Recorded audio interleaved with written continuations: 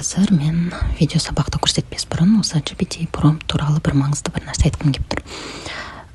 GPT-дің мен приложениесін закачать ете алған жоқпын. Кәдімгі Google-ға жазам, Google-ға GPT деп жазып, Google-дағы GPT арқылы сөйлесем. И GPT-мен кәдімгі адам сияқты сөйлесеміз. Привет, GPT, как дела? Вот у меня вот такая проблема. Сейчас вот тренд такой идет, вот такой мультик хочу создать. Яғни кәдімгідей өзіңіздің проблемаңызды айтасыз.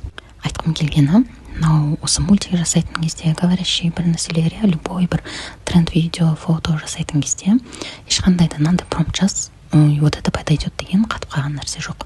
Яғни өзің не қалайсың, сол қалаған нәрсеңе байланысты кез келген промптты сұрай аласыздар. И ол сізге идеально жазып береді. Тек қана осы сөзді қоссаңыздар, алдында да айтып кеттім. Напиши детальный, улучшенный детальный вариант. Яғни осы сөз сіздің, например, ойыңызда тұрған затты, например, болады ғой, бір нәрсені біз ойлап тұрамыз, но именно вот этот фон, освещение, қасында не бар, не жоқ, оның барлығын біз детально ойлай алмаймыз. Ну, примерно бір ойымызға идея келіп тұрады, Вот сол кезде вот GPT-ге соны айтасыздар. Например, вот напиши мне промпт, этот улучшенный детальный про ребенка, например, ребенок лежит, он такой сладкий, он на кровати лежит, рядом мама. Вот біздің ойымызға тек қана сол силуэт келіп тұр, бірақ ар жағында не болып жатыр, мына жағында не болып жатыр, фонында не бар, ол қандай киімде, оның барлығын біз детально ойлай алмаймыз. А вот именно сол сөзіміз біздің улучшенный детальный вариант деген сөз, вот соны улучшать етіп береді. Егер ол сізге ұнамаса, сделай еще раз дейсіз. GPT, вот это не подошло что-то, пожалуйста, сделай еще один промпт деген сияқты сұрайсыз. Мында да мен просто сұрадым, ты же знаешь вот такой тренд, пожалуйста, про этот тренд напиши промпт, просто жаза салдым, болды. Мен просто вот этот холодильник, клубниканы ғана жаздым, ойыма сол келді, и все. Содан кейін маған соған байланысты промпт істеп берді. Андай злой бір фрукты и овощилар болады ғой, например, сіздер жазсаңыздар болады, да, тоже. Напиши промпт про злого банана. Он где-то находится, и ему не нравится, где он находится, и он злой. И он говорит, что вот это не надо делать, да. Вот соны жазсаңыздар болады. И ол сіздерге детально жазып береді соған байланысты промптты. Любой жасанды интеллектте, яғни біз ең бастысы осы нано-банана мен VO3-ді қолданады ғой, промптты жаза білу, сұрай білу ғой. Ең басты нәрсе болды. Осы промптты білсеңіздер, кез келген ейді уже қолдана аласыздар. Вот маған промпт жазып берді. Мен түгелімен ешнәрсе оқығанда жоқпын. Түгелімен көшіріп алдым да. Синтекс АИ-ға бардым. Главное менюді басып, дизайн с И дейміз де, нано-банананы таңдаймыз.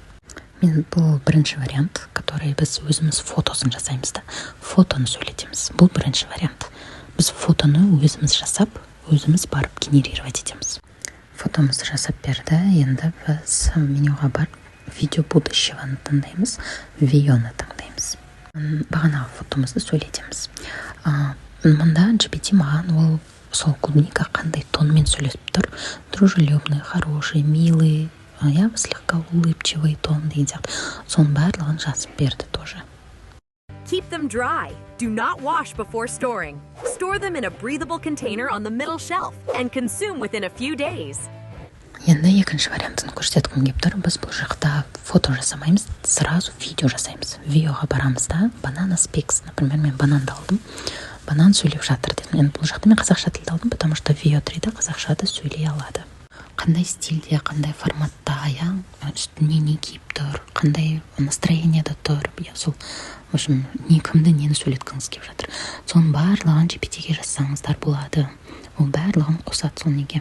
Например, мен даже промпт сұраған кезде мен VO3-ға сұрап жатырмын, нано-бананаға промпт сұрап жатырмын деп жазам тоже.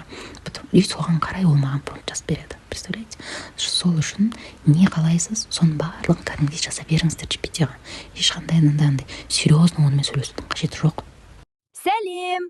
Мен бананмын. Мені тоңазытқышқа салма. Бөлме температурасында сақта. Сонымен осы видеодан жаңа бір нәрсе үйреніп түсінген болсаңыздар, реакцияларыңызды қалдыра кетіңіздер.